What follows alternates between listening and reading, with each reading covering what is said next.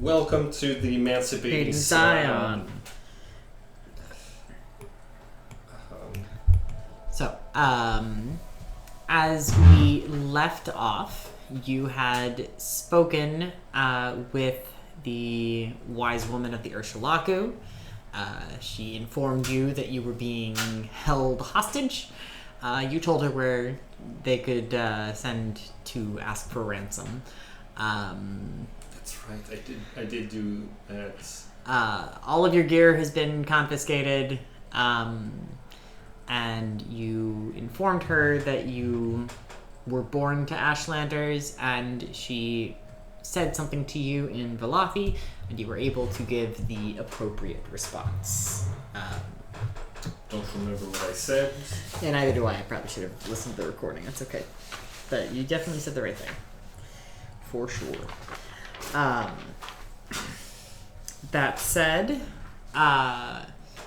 she then left the yurt, and time passes. You can hear that someone is like directly outside. You know, it is after all just netch leather stitched together. You can hear somebody sort of shifting around. But as the day passes into evening, the what light was coming from outside of the yurt begins to darken. Two members of the tribe enter the hut and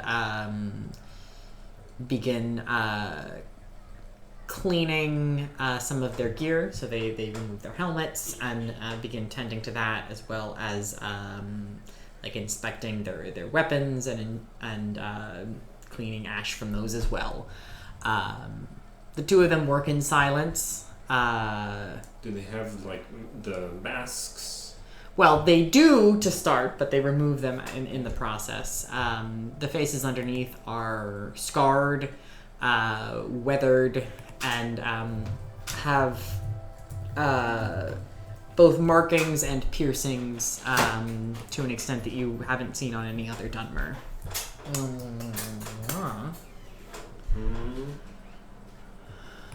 I'm looking at some concept art for like Ashlander masks. Like I'm getting a lot of different stuff, but and I can tell that some of this is probably from the game, but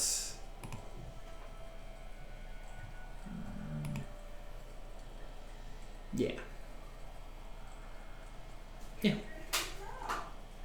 That looks like actual like concept art. No, it doesn't. But like, yeah, perfect. yeah, that's the drawing style. That's yeah. Okay, cool. Mhm. I've got a sense of what it looks like.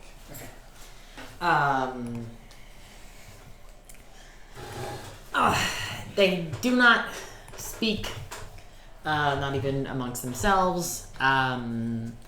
But they do care for their gear before putting it all back on again.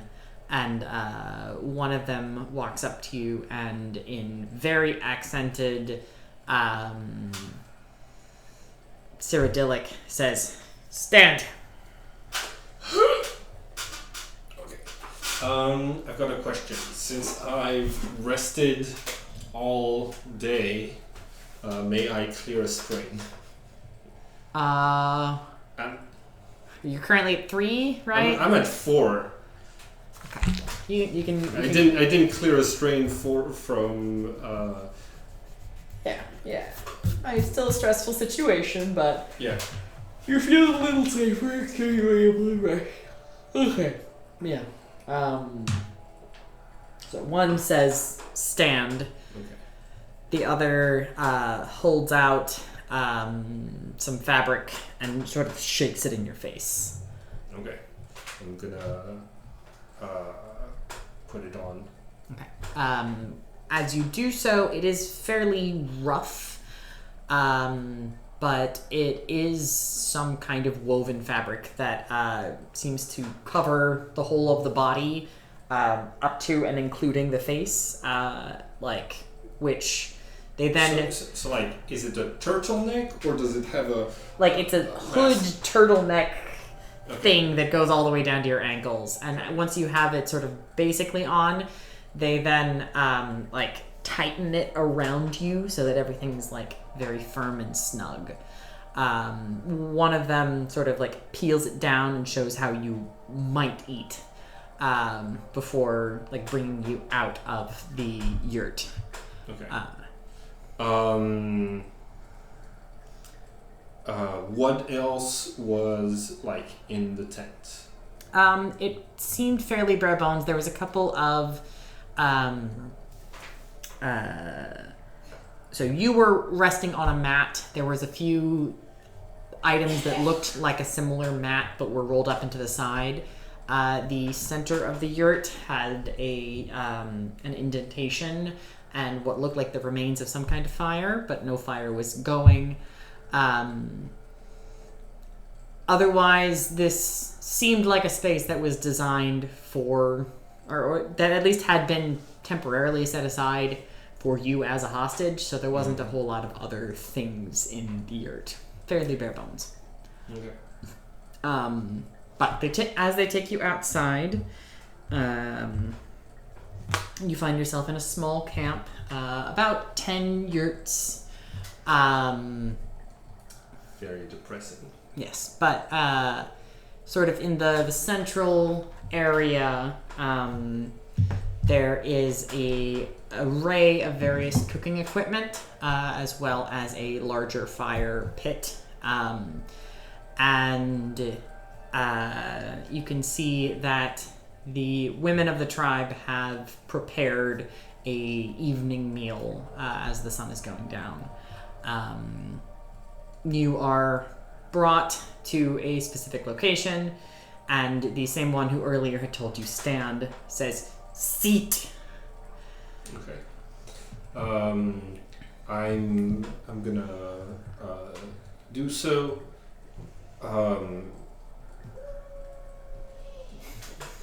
Does it look like there's I don't know, like they're cooking out here, so I assume there's no like ashfall going on right now. There is a little.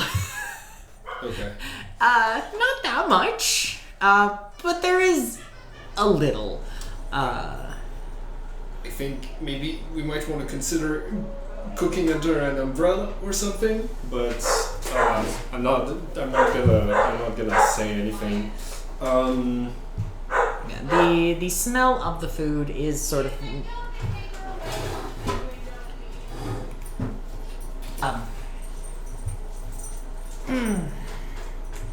the meal itself, like even before it begins being dispersed, you can smell the spices. It already stings at your eyes. Hi, baby. Especially as someone who was mostly raised on the much more mild imperial palate, this is going to be a task on its own to eat. But it is not long between when you are brought out and dishes are dispersed. Bowls are filled and passed along in a circle until all the members of the tribe are holding one. Including, and you also receive a bowl. When you receive the bowl, do you try to drink it, or do you, what do you do?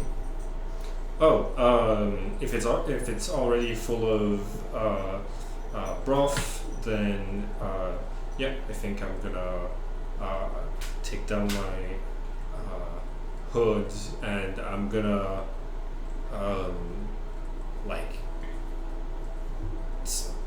blow on it, try to drink it before too much ash gets in it, but also at a pace where it doesn't burn me or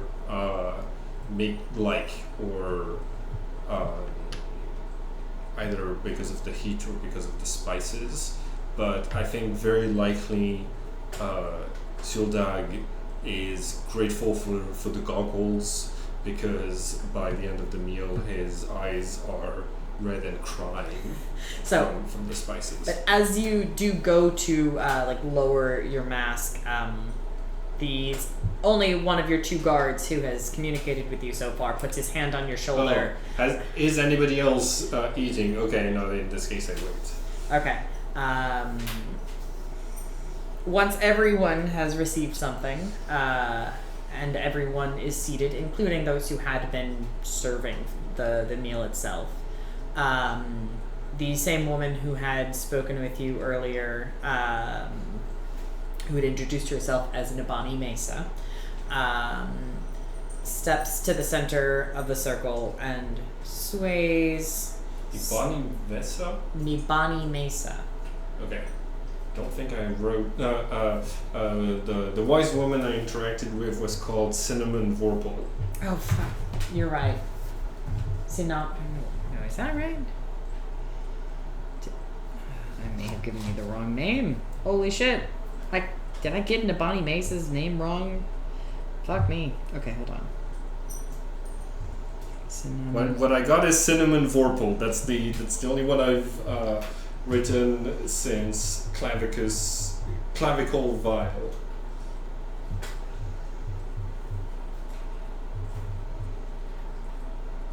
It's okay. This character's name can be Cinnamon Vorpal. Cinnamon Merpal. Cinnamon Merpal stands in the center and sways slightly before her head tilts back. Of course, she is masked as we are outside. And she says, by Boethia, the goods of the tribe have been gathered to us. With Mafala's craft, we have we have assembled them into a meal. And with Azura's grace, we have come together in order to enjoy it. May the three guardian spirits revealed to us by Veloth bless us in this meal. May they lead us to further victory and additional spoils, such as that of the hostage now with us. And bring our tribe to victory over the outlanders and infidels that occupy this holy land. With that, she... Woo!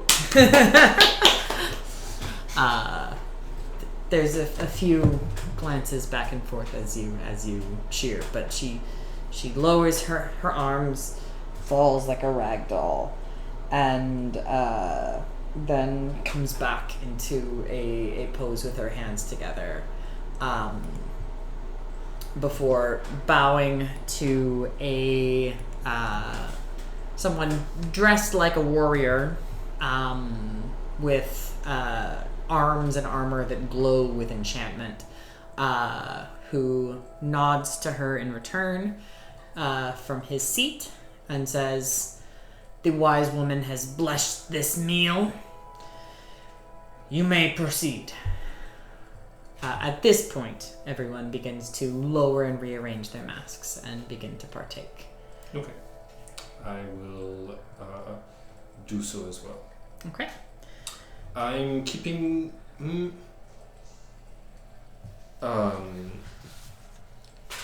I'm keeping an eye out for, like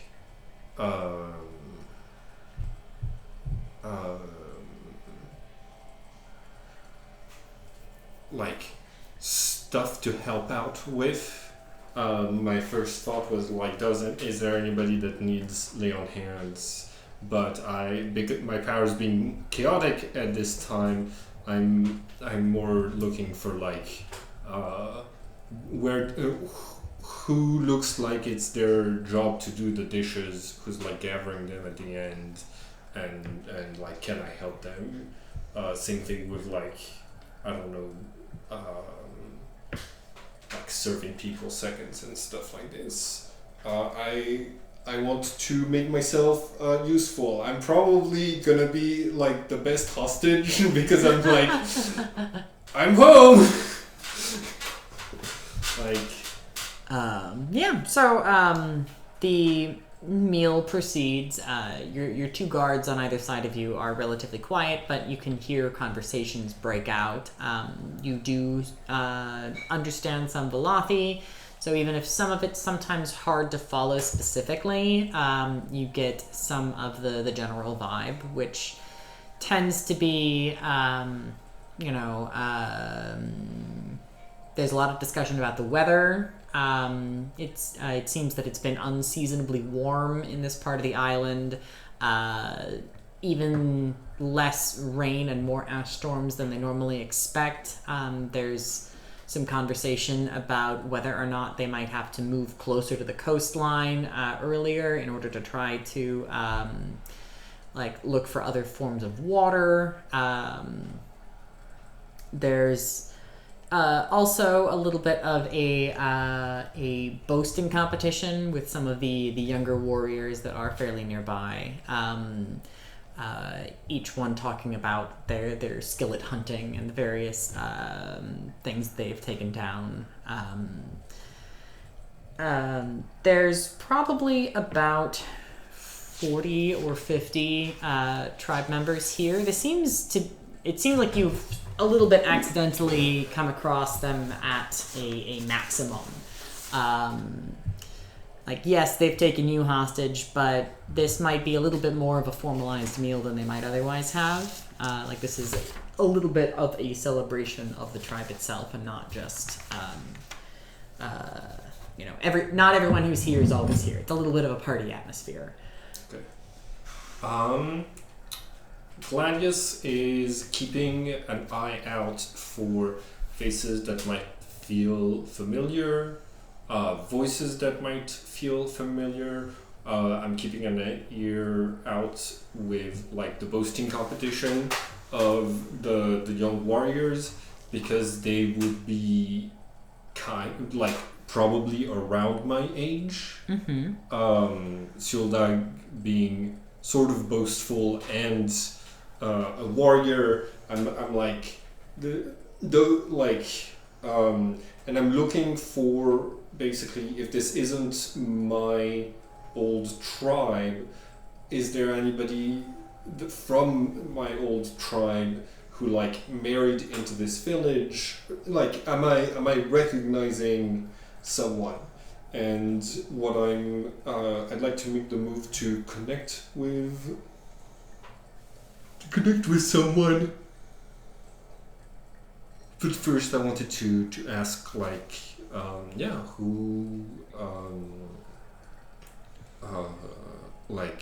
who here seems familiar?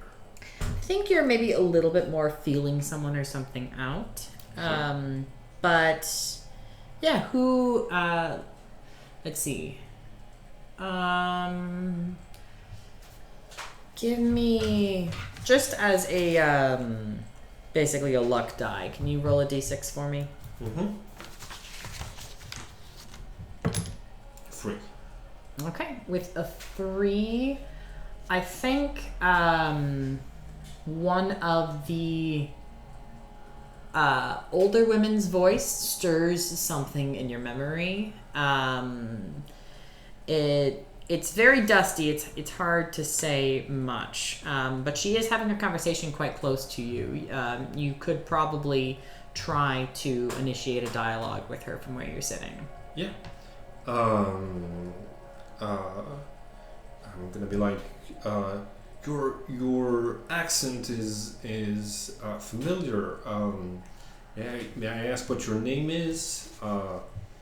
I go by Siuldag these days, but that's not the name I was born with. I'm Karapli. Karapli. Youth. Okay.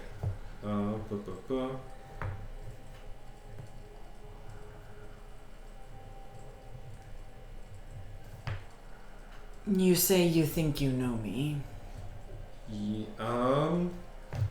At least I've heard a voice very much like yours in my youth. I don't remember what tribe I was born into, but yeah. Are you from this tribe, or are you from a different tribe originally? I make camp by the Ursulaku's hearth, yes. So, when you first spoke to her, did you try with Velothi or Dunmaris? I tried with I tried with like broken Dunmaris. I'm doing my best to like. Okay, so like you're trying to speak Ashlander language. Yes. Okay, so she responds back in Cyrodiilic. It's a little accented, but she's got a pretty good like grasp on the language. It's stronger than your Velothi. But she says to you, I make my hearth with the Urshulaku, but I have traveled amongst the different tribes. I am a trader. Did you so did you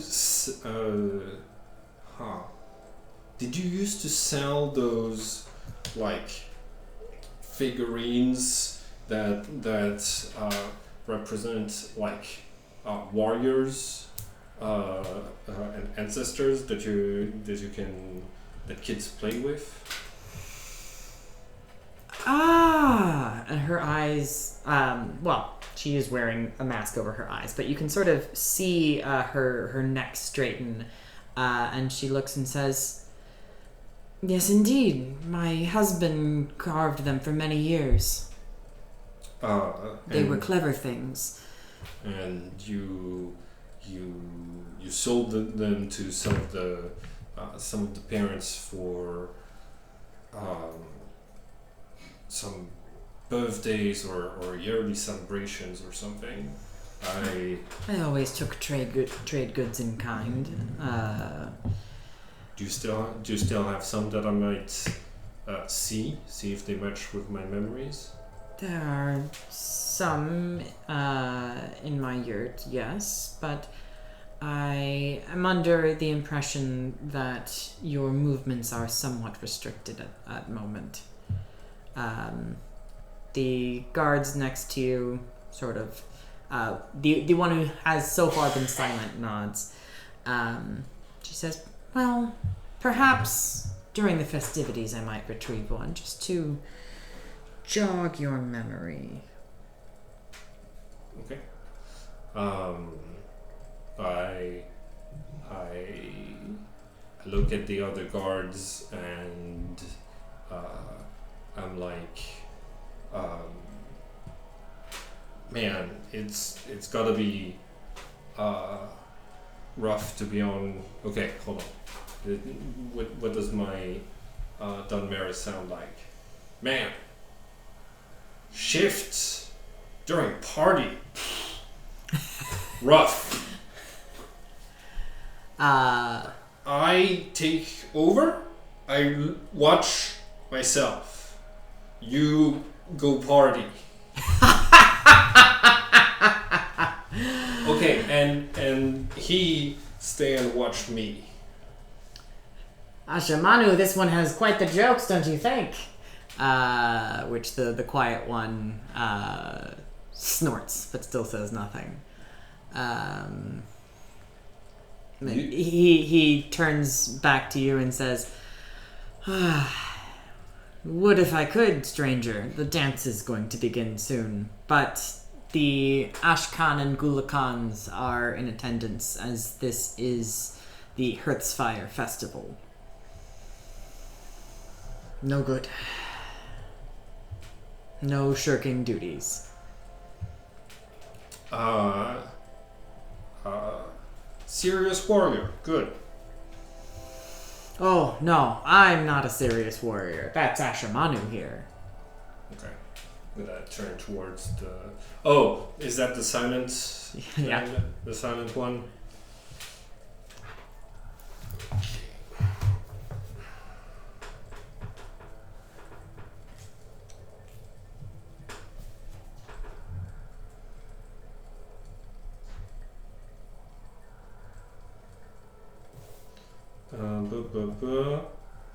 Ashmanu.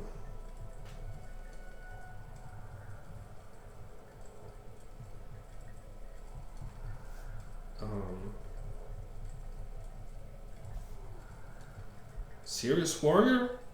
You wrestle? You're asking the quiet one? Yeah. Ashimanu, you hear a snort from inside his armor, and his head turns away. Which the chatty one says, far too serious for such things. This is why no one will marry him. Ashimanu's head whips around and stares down at your companion, who laughs.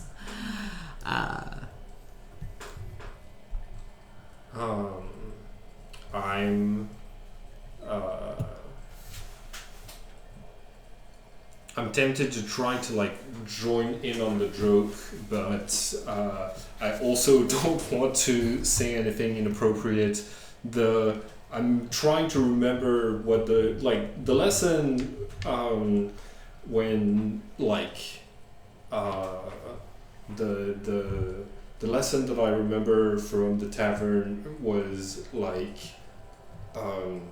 you've got to come in bearing a gift to be respected in the tribes, and being a hostage whose possessions have been taken, the greatest gift I can give is like good company. Mm-hmm. So I think that despite not if I'm to be present for the festivities, I'm going to basically either be entertaining or take part in the duties that are happening in the background. So I think I get up and start gathering the bowls sort of by myself when I see somebody else is starting to do it, and if I see a game of dice or something like this, that I will try to join and be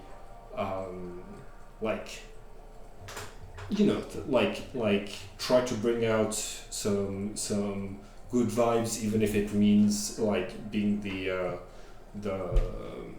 town fool for a little bit while I get my vocabulary back. But yeah, so I think I'm going to I'm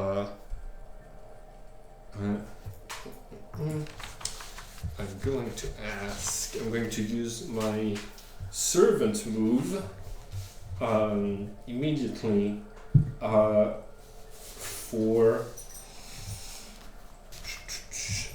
how can I make them trust me, and I'm going to target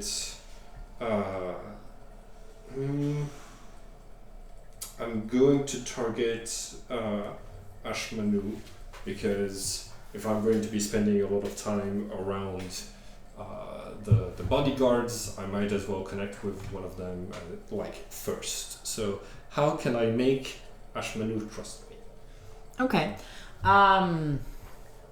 So you begin to try clearing the dishes, which the chatty one seems inclined to help you, but Ashmanu puts his hand to stop you. So you're still being sort of restrained from fully engaging. But instruments are tuned as the sun begins to set, and the fire is fed with strange-looking boughs. But music is tuned and instruments begin to play, and the women move to the center and move to dance. And you can see Ashmanu's eyes following the form of one of the women in the dance. Mm-hmm. It's possible that if you can give him some good, actionable advice that might lead to a successful flirt, that he might consider you a little more trustworthy. Okay. Fuck. I've got a like Gladys's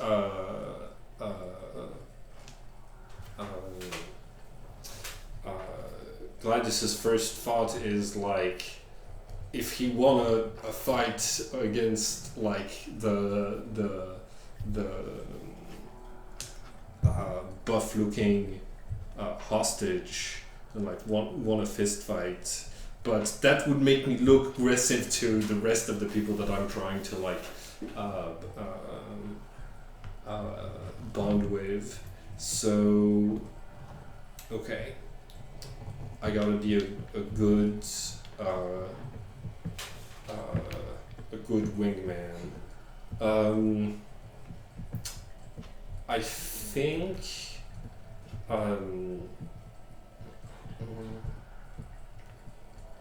think like knowing one thing about, like, I know very little about the culture, so like the cultural norms of what it's like to flirt between those people. Like, I know one thing: you gotta give a present to be respected. So I think I'm looking around for like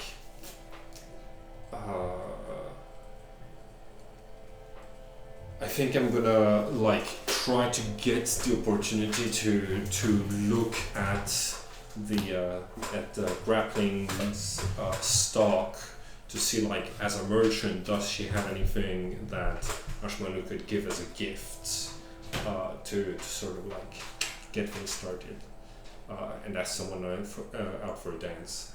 But I'm still stuck here, so okay. And that would make him trust me. Okay. Yes. Cool. So as the dancing is beginning, Kurapli does come back, and she has a wooden figurine. I will now. I know you said you wanted to do the feel someone or something out. Okay. And we didn't quite do the actual, like, these are the two questions. I kind of did the like what feels welcoming on the surface was like we had the like the recognition of the figurine that you sort of like went with. So even though we weren't playing the like I was offering one aspect of the feel someone or something else. That's sort of what I thought, but yeah. So she brings the one of the little toys back, and she shows it to you and says, "This is what you were speaking of, yes?"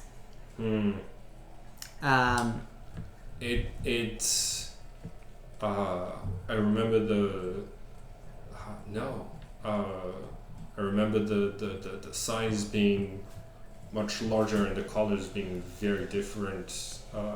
Well, from this, different paints, different insects make it different. Make different difficulties for production. Ashua Hair was an excellent maker with these. But she passes it to you to feel the weight of it in your hand. When you do, you have a little bit of a cold feeling, and a sort of a flash of memory of Imperial steel entering your hut and smashing things, moving things around. In fact, one of them takes a very similar looking toy, though of course it looked much larger, and smashing it into the fire. The different dyes and paints on it, like crackling the flames into silver and pink and green. You realize that you don't think much about how you were removed from your family, but this is sort of unearthing a lot of emotions that you hadn't touched on in a while. When you're able to... Okay, how do you respond to that? I think that I sort of like zone out for a few seconds. Like I'm having those flashbacks, so my eyes go a little distant, and she is basically like preparing to like just starting to like get up and leave after like having lost my attention when I sort of like come back to the present, and I'm like, oh, can I see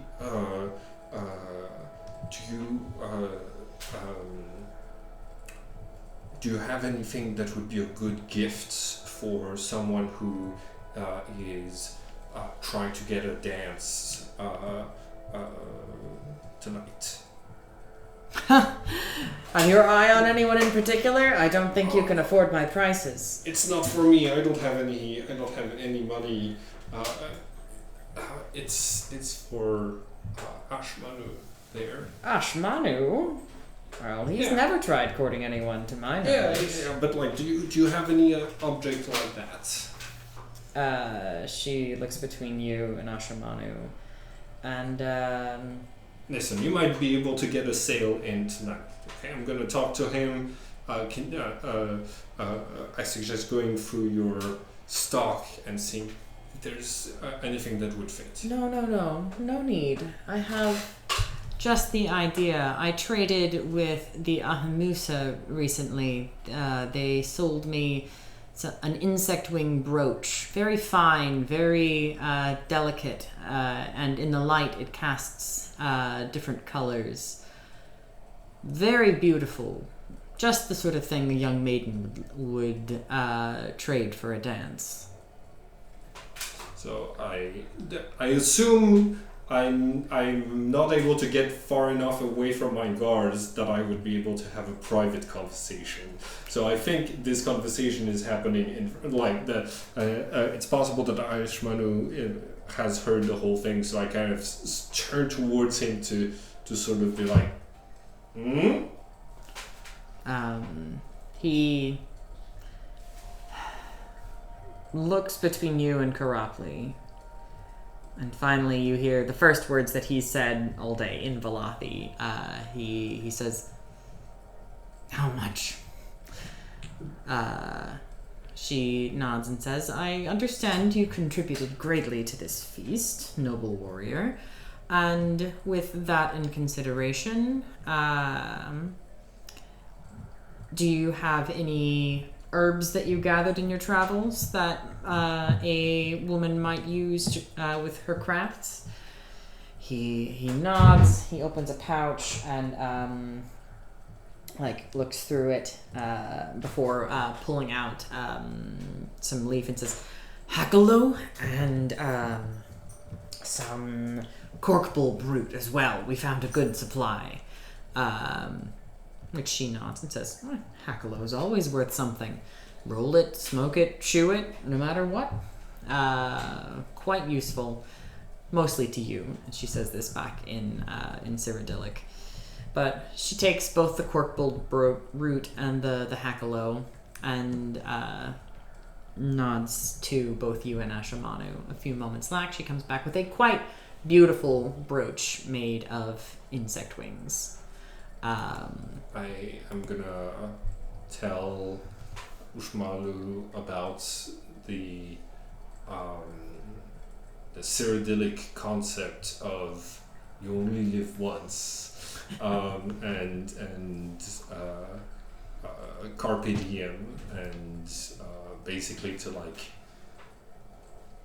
you know, go and talk to this person with the brooch, and you know, even if it means like getting somebody else to cover your shift for a few minutes. Like, you two are on guard duty, but I expect that gotta be able to take pee breaks. So like somebody's gonna be able to take over for you if, when you need to go. So like, Ashimanu looks around the circle before turning to Julan, before turning to the chatty one and saying, "Would the Gulakan mind? Do you think if I participated in one dance?" Which the more friendly one says, "Ashimanu, I think the whole tribe would be exuberant with joy if you took yourself a little less seriously for just one moment." Okay, I used the distraction to run away. No, I'm kidding. Ashimanu gets up, the music's found a lull, and the dancing has paused, and he walks over to the maiden that you had seen, his eyes following. He bows quite roughly and says a few stilted words. You can see he's moving his hands a little awkwardly. But he reaches into the pocket he'd stashed the brooch in and passes it to her. And while she'd seemed maybe a little standoffish, she looks at it and offers a bow of her own. And the next dance, the both of them join in together. Cool. I'm gonna clap vigorously along to the beat and like cheer, basically. Try to be a good guest and to like, you know, throw out some compliments to the dancers when they're doing a particularly good move or something. The chatty one, as Ashimanu begins to dance, elbows you in the side and says, "A good thing you've done.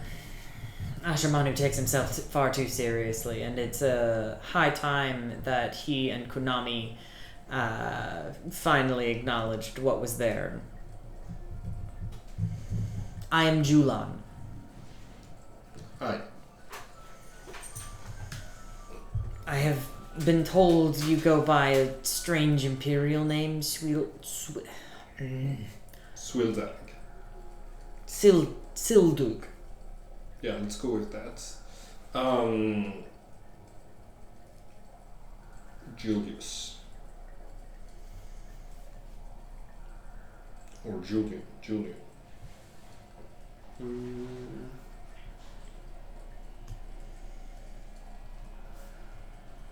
You speak Velothi well for an Enwa.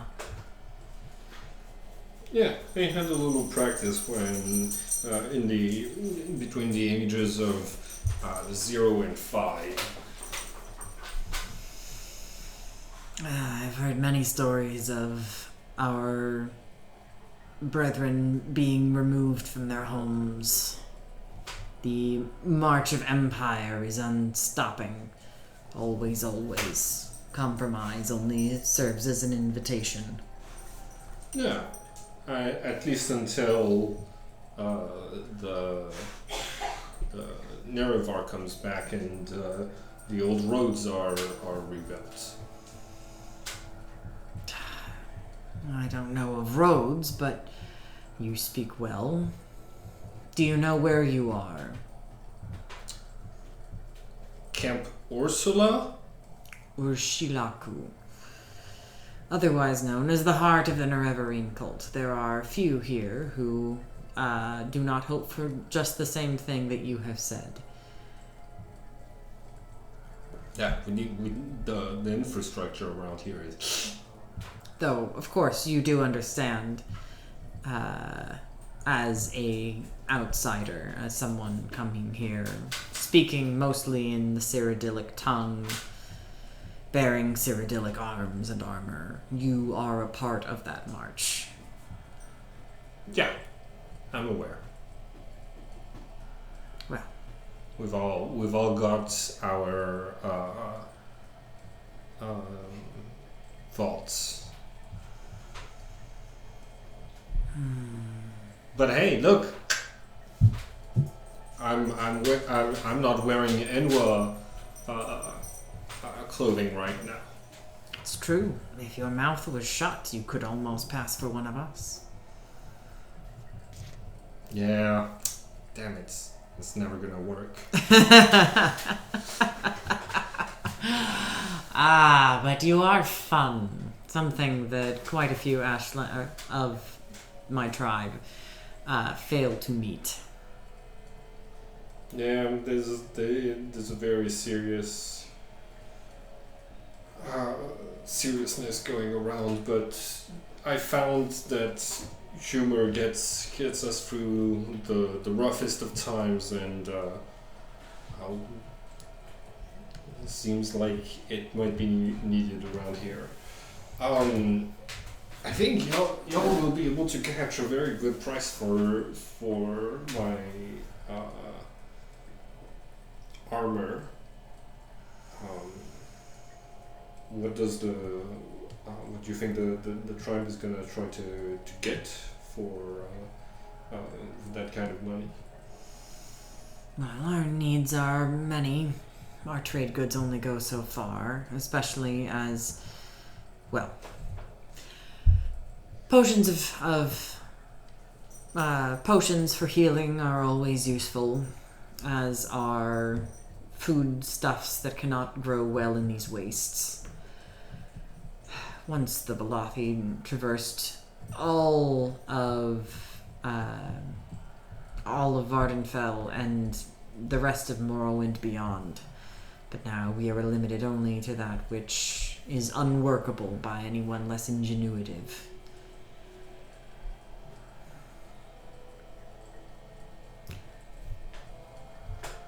You offered before a test of warrior strength to Ashamanu. Perhaps you will allow me to accept on his behalf. I will in just 1 second. Freybo, could you do me a favor? Could you check? Okay. How much does a heavy armor sell for in gold pieces in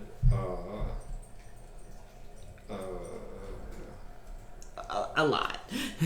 Yes, but I need to know if it's above or under 3,000 gold pieces. Ugh. I think it's under.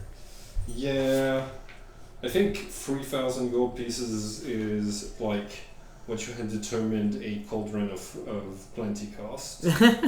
Yeah. Because I was like, I gotta get 20 cauldrons of plenty for the whole town, and it will be 60,000 gold pieces. So I think it's 3,000. I think the really heavy armor is like 200 gold pieces max, so we are not close. It's 1,500 for plate, but It's 1,500, so it's like most of the way there. yeah, but still not there. Well, like halfway there. Yeah. Okay, cool. So like, if I can get a couple of town's guards.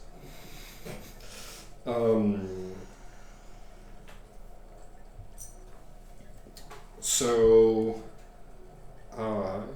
you look like you've got a whole drill going. You do this hostage thing pretty often.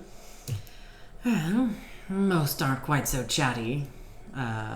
Mostly travelers, pilgrims, the occasional outlander trader, maybe even, if we're lucky, a nobleman from a great house.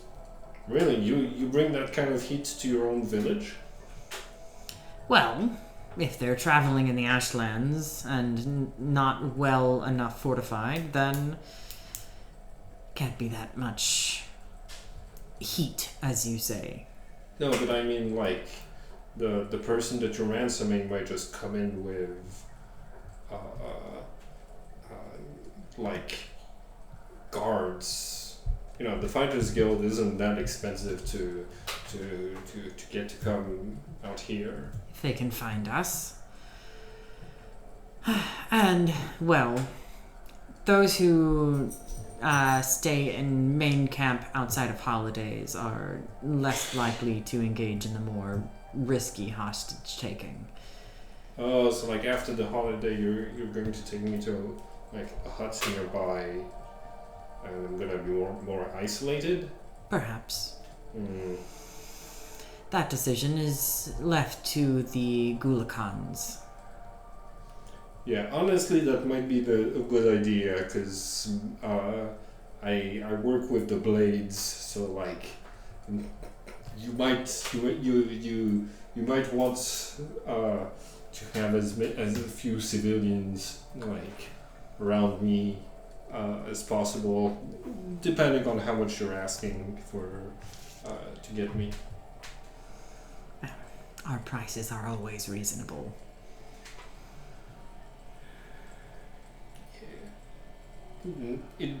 It would probably cost too much to send an agent to get me out. Otherwise, he would have fucking done it the last time. It's not the first time I've been taken hostage, honestly. Well, you must be full of stories. Sure. I have lived my whole life within the Ashlands. I have not even gone so far as west of the Foyada. So. Okay, I tell you my some of my stories. You tell me some of yours. Of course. Okay. I think I'm gonna start with sort of the beginning with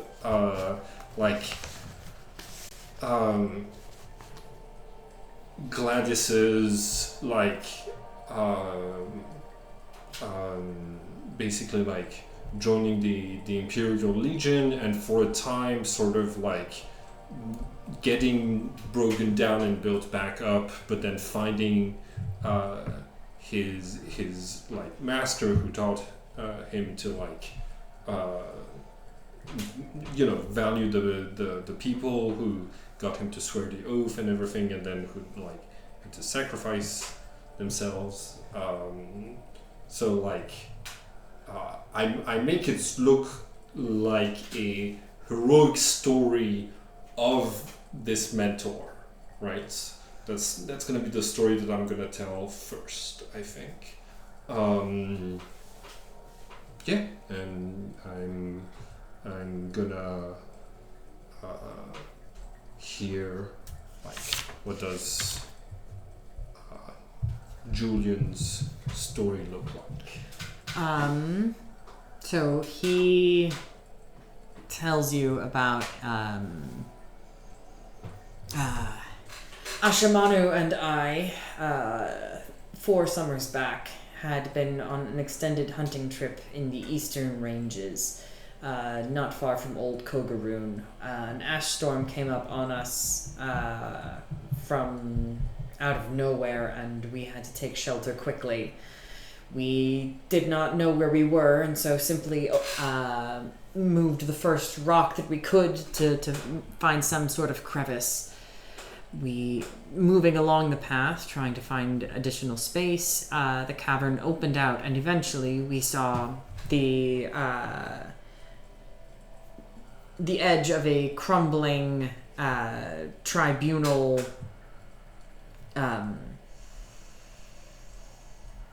burial tomb, an ancestral tomb from the those who follow the false gods.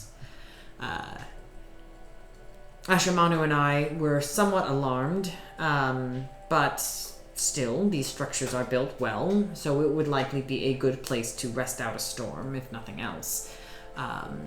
But no longer than a few moments after we had begun to settle ourselves in behind this closed door, then someone walks through the door into this deep area of the tomb, eyes pure white, skin even paler,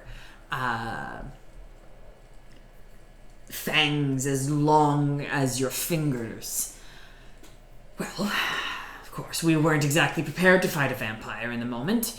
None of our weapons were enchanted, but Ashramanu and I fought her indeed, tooth and nail and claw and fist. And Of course, having done so, both of us were worried that that would be the end of things. But in going through her goods, she had 2 bottles of cure disease in her pack. So we toasted to her death and our life over the body or the ashes of a vampire, and managed to get away with nothing but a story to tell. That's it's very convenient that she was carrying exactly 2 of these. I would hate to see what would have happened if you had to split one. Never had an encounter with a vampire.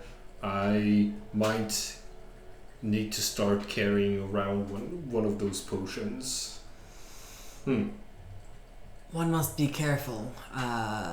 Our Gulakans have an arrangement with the vampire clan to the west, but it is a tenuous one, and one that would not apply to you. Good to know. Didn't even know there was a vampire. Oh, it makes sense with all of the ash. It makes sense. Unless I'm not.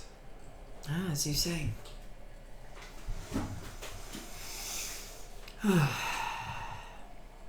It is getting late. Ashramanu at this point has returned to sit. While he is fully masked as the meal has ended, you're getting a little bit more of a chipper vibe.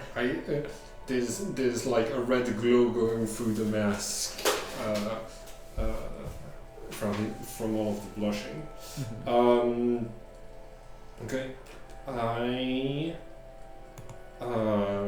I'm gonna use the fact that he trusts me now to go and help with the dishes.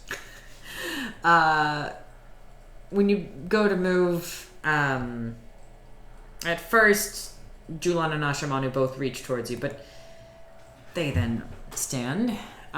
They don't join in, but they do allow you to help with some of the dishes and the cleanup.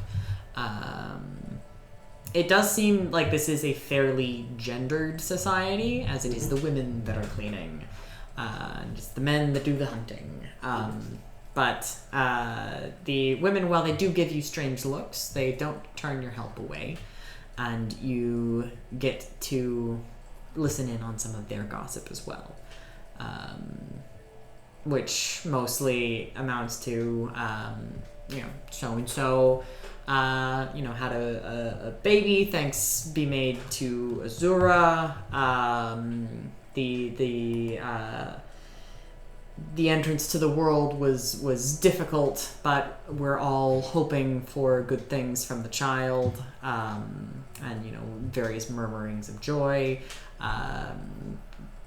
Someone mentions the discussion of how long it's been since a baby was born, and the very focused on the health of the tribe kind of conversations.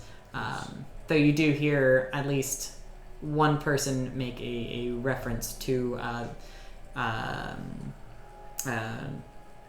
Kornami, the name that you remember Julan mentioning, yes.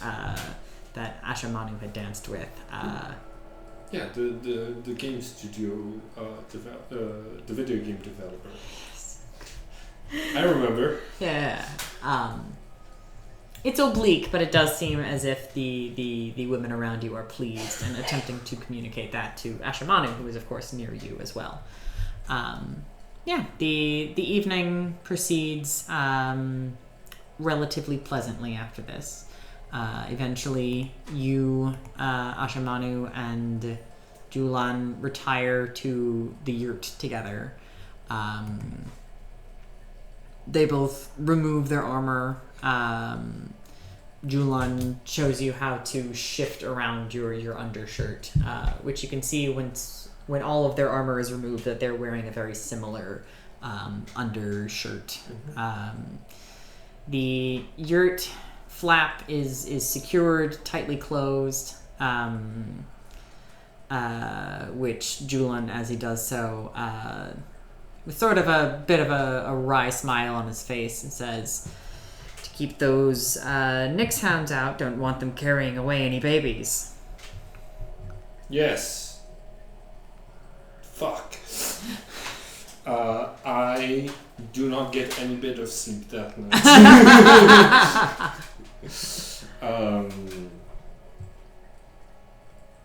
Yeah, I think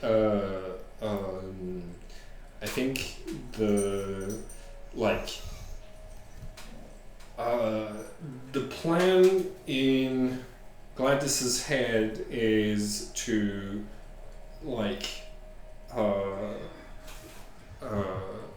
try to tell those two that if they want to be my bodyguards, they should be prepared for when the blades come around. So I need to train you guys to be and then by sort of introducing my skills, convincing them to go and hunt with me. Basically build something out of this by being I understand that you think you're ready, but the blades are super spies and they have magic, and I would like to help. So can we practice, please? I